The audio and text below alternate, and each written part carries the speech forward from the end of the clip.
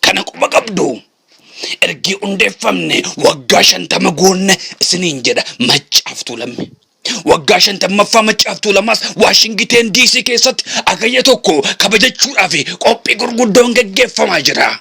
Agayyi tokko guyyaa seena qabeessa ta'uudhaaf magaalaa Waashingiten DC'tti qophii adda addaa waggaa 50 Maccaaf Tuulamaa ilaalchisee qophaa'aa jira. Agayya tokko bara 2014 guyyaa keessa saayitii 9 irraa eegalee mana White House fuulduratti rakkinaa fi barattoota Oromoodhaa fi qotee bulaa Oromoo irra ga'aa jiru mormuu fi hiriira nagaan ni gaggeeffama. Sana boodas hiriira nagaa booda walgahii guddaa qabna. Keessummoonni gurguddoon kan irratti hirmaatan. Yoom kana duwwaate artistoonni Oromoo gurguddoon artistooti Oromoo sabboontonni dhufanii isin bohaarsuudhaaf isin shubbisiisuudhaaf isin quruphisiisuudhaaf isiniin jechuudhaaf qophaa'anii jiru.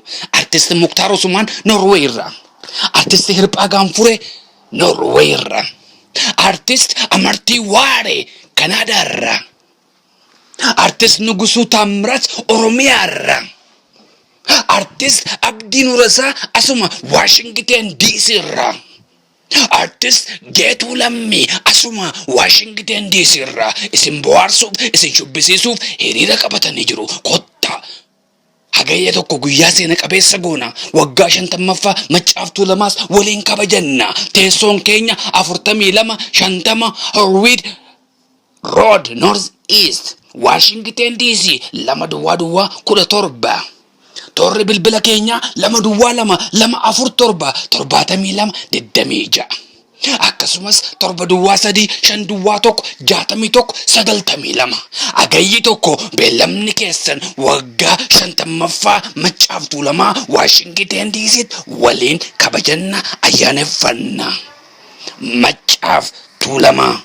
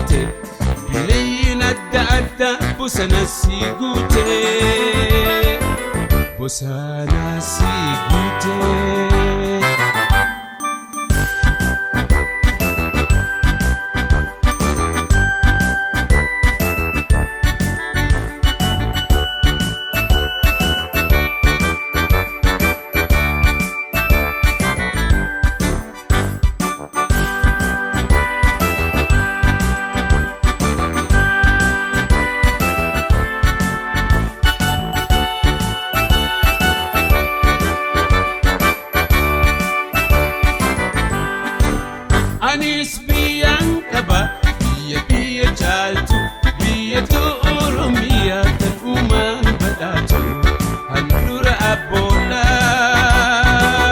biyya gootuwwanii biyya hayyuu qara biyya biifleewwanii biyya Oromiyaa biyya sirna gadaa kan ittiin beekamtu mallattoon si oda anis biyyan qaba kaniin ittiin dhaadadhu biyya Oromiyaa kaniin jiruuf abdadhu gannaa fi bonnisi nama gammachiisa ayyo Oromiyaan hoggayyuu ameessa ittiin bulmaanni isii seera abbaa gadaati demokraasiin mara ilmaan si hammatti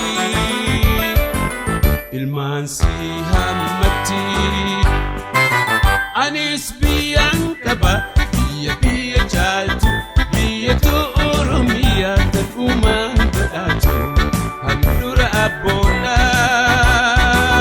biyya gootuwwanii biyya hayyuu qara biyya biifleewwanii biyya Oromiyaa biyya sirna gadaa kan ittiin beekamtu mallattoon si oda anis biyyan qaba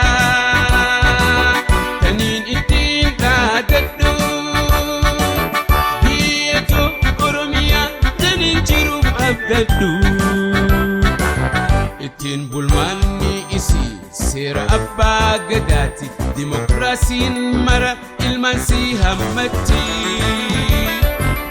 anis biyyan qaba baqataa ta'ullee roorroo alagaatiifiin biyyaa deeme malee biyyaa deeme